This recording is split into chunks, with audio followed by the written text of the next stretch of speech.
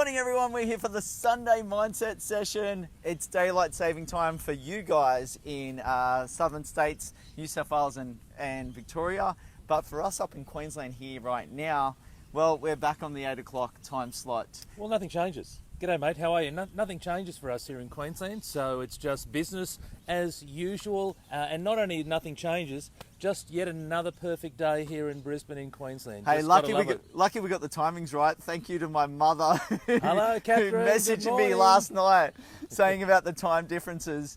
And lucky we got on that pretty early, so thank you, Mum.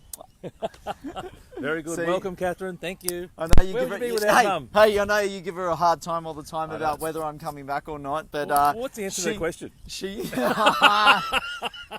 I'm just having some dramas here. So here, hold on to this. Keep going. Okay, keep we're having going. some dramas. Okay, so it's all happening here today. So Luke is running 2 Facebooks simultaneously, which is a world record. Congratulations. So I've gone and put some of the stories on my story, on Luke's story. So he's running his football podcast or football webinar at the same time as this. So anyway, here we are, Sunday morning. I'm not exactly sure what we're talking about today. Luke's normally runs the flow of things. So, but here I am in Brisbane. Look, hopefully you've had a great Sunday wherever you are. Luke's laughing in the background, so who knows what that could mean. Okay, so Luke's, sorry about that, everyone. So Sunday morning. So let us know where you're calling in from. Let us know how you're going with the daylight savings. So Greg's saying, I wish we didn't have daylight savings here. Mate, I would say the opposite. I wish we had daylight savings here in Queensland. Unfortunately, we don't. Do you want to hang on to this, mate? Yeah. You like to drive? I wish we did have daylight savings here, but nonetheless we don't. So I'm very envious of you guys down south. Sorry, mate. All right, well, hopefully that was worked out. I have no idea what's going on. This double Facebook Live has not worked. No, Mark Zuckerberg said can't do it. Can't be 2 places at once, mate. I know that you're an action man. Yeah. But Facebook has proved that you cannot be 2 places at once. Well, I'm trying to see if it is actually working. So hopefully there is a situation where it does work for those guys. But if at all, I've shut them down. So let's just see what happens. Well, then come watch us. Oh, well, you know, you live and you learn. And you know what? If I've shut them down, I've shut them down. So. But you know the thing I like about it, which is what we talk about here all the time, is that you're trying new things. And if you don't try things, you don't know if it is going to work or not going to work, right? I'm trying to create an analogy out of what you've gone and done this morning, but the reality is that a lot of people don't even try. So you've had a go at something. Seems like on the surface it could be a disaster, but that's okay.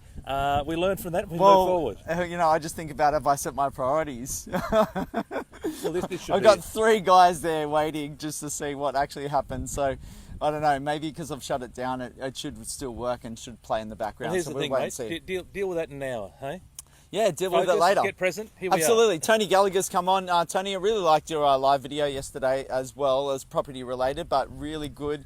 Telling people about different things that are going on in investment properties. He says good morning, and yes, I was up and ready and then remembered it was daylight saving in New South Wales. But hey, you're on Queensland time. Correct. It's a little bit slower up here. We give you a chance to get up, wake up, freshen up, have some breakfast, and then at 9 o'clock, if you're in the southern states, tune in. So tune in at 9 o'clock for the next 6 or so months. You can get an hour. They can get ready for an hour for us. Primed. I know. Greg put a little bit of under the cover, under the sheets. I did see that. Yeah, sorry on a post that I did this morning. So in bed with Luke and Tony. Hopefully you guys are. And thinking about the mindset on this Sunday morning. But I don't know if you got into the topic while I was off camera. No, I didn't. Not at all. Okay, so lots to talk about today. The big thing, there's a reason for this particular topic. The topic that we really want to talk today about is what advice are you giving others? So think about the conversations that you're having with other people. Like I think about the conversations or advice that I give to Tony and vice versa. I think it comes more from Tony than it does from me to him. Although, sometimes we have a strong debate about what's going on in various things, and especially with mindset, challenging each other all the time. And not only the advice that you're giving is, how is that advice that you're giving affecting you? Now, it's very high level thinking, and people don't realize some of the advice that you're actually giving others is often a reflection of what's going on or what kind of advice that they need to give themselves. Well, here's the thing. We've given them 1 more hour right? So it's good that we're stepping it up, because down south it's 9 o'clock, so you should be well and truly into your day. So we're going to take it up a notch today. Where did this theme or this concept come from, mate? Well, some conversations that I had this week where people were thinking about giving advice to other people, and then you often just think about and you ask them and query that with them on, Yep. and then it gets to the point of it's like, is that actually for you? And I remember hearing it time and time again over the past in personal development arenas, and it often just does relate. So I think about the words that I say to other people, and I just say, is that for me? What kind of thoughts are actually for me of what I'm saying? And we talk a lot about saying things out loud. Yep. And it's often then we actually churn through some ideas and thoughts that are going on inside ourselves, but until we actually say them out loud, we don't really discover what they are. Yeah, well, a couple of things. So I agree, mate, that a lot of what we say is for us, and I do a lot of stuff on social media, as do you, and quite often there'll be a post that comes up that I've sent, that my team sent, and I'll go, you know what, that's just what I need right about now. Or, you know, you and I talk about here on a weekly basis that we'll say things, and then you'll hear it, you'll give some advice to some of the listeners, some of the viewers, and they'll go, you know what, I need to practice a little bit of that as well. In regards to saying things out loud, the whole benefit is that your subconscious hears you. So it's one thing to think about something, but when you say it out loud and you say it enough out loud, now your subconscious is hearing you. So you better make sure whatever you say out loud is the right thing to say out loud, because your subconscious is going to hear you. Tony says, the place where nothing changes, I might get into Queensland to look at an investment property sometime next year. Absolutely. Be great, Tony. We'd love to have you up. The borders are open, I think. How are we looking? I think we're looking a little dark. Okay. Do you want to? We might just switch it around. Okay, just fair get enough. some light into this. There we go. Oh, beautiful. Not really. So much preparation's gone into. Absolutely, Brett. Good to see you on as well. Yeah, Can you hold that for a moment? Yeah, I can hang on to this. That's okay. And we'll just and Linda. Good to have you on. Good morning, Linda. Hello. How are you? She's also part of the sit-up challenge that's happening as well. Fantastic. And you know, there's a lot of people getting involved, making good habits, which we are all about. So what day are you guys up to now? On day 41 it is today. This is another sit-up challenge? Yeah, it's the second one. So this is it's actually round two. Day 107. It is day 107. 66 plus 41. I don't know if that's actually helped at all. So maybe we've got to actually be standing closer just to get that vision up and make that happen. So our first point in regards to giving advice to others. How do you approach the conversations with others? That's a big one. Yep. You know, we're all about often giving advice, and it is a tough one because a lot of people don't like actually taking advice. And they really struggle with the ideas and thoughts of other people. And, you know, if you're at a higher level of thinking than other people and you come on really strong, then that can be detrimental to the conversation or any kind of advice or learnings that's actually going to be passed on. Oh, it can be very overbearing. A lot of people need to be open to the advice as well, and I'm going through this as a parent on a regular basis. My boy, who's 18, he's going really well, and he's getting himself into entrepreneurship. He's doing a lot of stuff online, and my natural reaction is to get involved full bore because it's business, and it's great that my wife is there. She grounds me, she pulls me back, and she tells me that I need to just Does she pull you back enough? No, she doesn't. No, she doesn't. But can't help himself, can you? No, but look, to be honest, she's very good for me because she reminds me just to take it easy and just let him do his thing. But I suppose the fatherly love, but also the coaching will goes to the fore, and I've got to consciously just let him do his thing and let him make some mistakes as well along the way, and he will come to me when he's ready. And in fact, we noticed that just the other day that he came to me. I didn't pressure him. He came to me for some stuff and just a very softly approach. So you got to ask them or have them actually reach out to you. And I know this is something that comes up in Lifeline. They're actually calling us on the phone, so they're the ones reaching out. So often it is a case of whether you want to, when you're giving that advice, actually ask the person, are they in a situation to receive that advice? Absolutely, you need to be empathetic, and so that's one of the opportunities, is to make sure that people are open for it, and also to take a softly approach with it at all as well. So again, for me, I tend to go full bore, and I have to consciously remind myself that not everyone wants me at full bore, and so I need to. Do you just give it anyway? Mate, a lot of That's this, when probably I say, what I do. When I say full bore, a lot of this is to do with my family. So my family would like me just to back it up a step or two or That's 20. the hardest, right? Yeah, of course. It is the hardest with family. Yeah. I know, speaking to my family members, it is often pretty tough in terms of having that conversation with them. And you realise, and they sometimes realise themselves, about what is it really going on, then they find it hard to, make that switch, make that change out of different things that are going on inside their head. And the advice is often pretty easy. It's just that reflection in the mirror about it, whether you want to actually look at it yourself. So, Well, the other thing that I find difficult is my day job. What I get paid to do is to coach people. And it's very hard to turn that off, So if I was building a wall or if I was a chef, you might come home and then giving some advice wouldn't be such an issue. But because I spend my days giving advice and then I go home, my natural instinct is to give advice, and I'm constantly reminded that perhaps your advice in its form is not always received the way it's intended. Yeah, absolutely. And this is I do something similar when it comes to property investing and, coaching people through the whole strategy, ideas, plans, and, long-term process in it. And the same thing is to pull back and get back in the flow of life, inside and outside of what's going on, that you're teaching people on a constant basis. So, yes, and I guess being aware for us, and this is the big thing for everyone who's listening today, is how do you approach it? Be aware of who you are right at that point. Be aware of what the other person is going through. Maybe what body language, what kind of tones, what kind of things. Are they drawing back? Are they going forward? Are they open to it?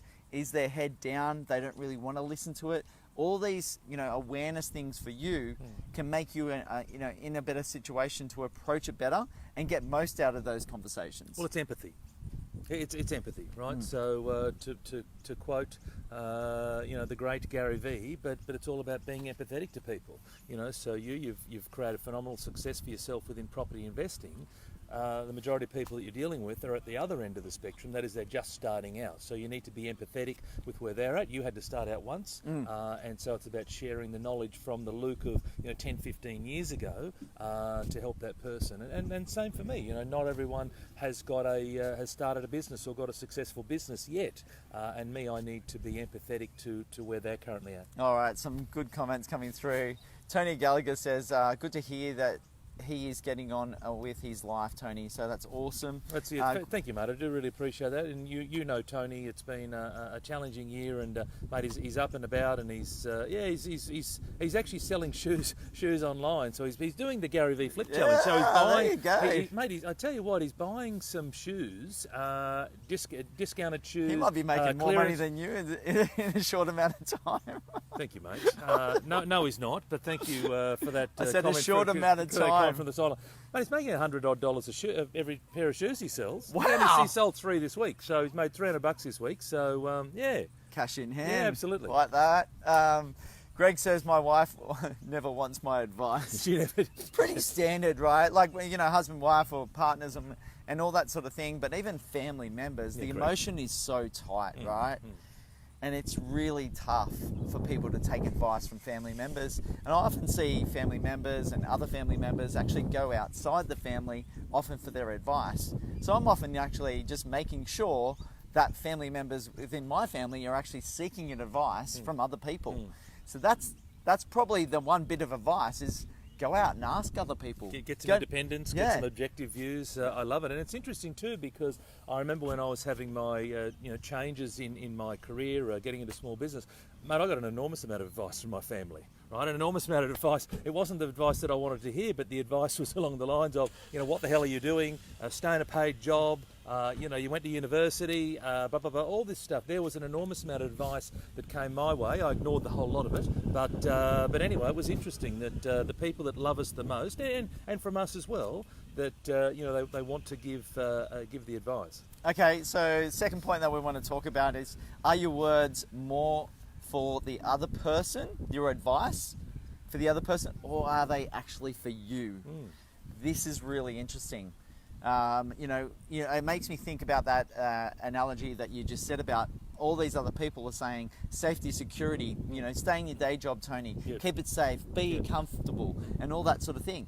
What kind of reflection does that then give to them? Are they actually giving the advice to be safe, or are they trying to cuddle you in?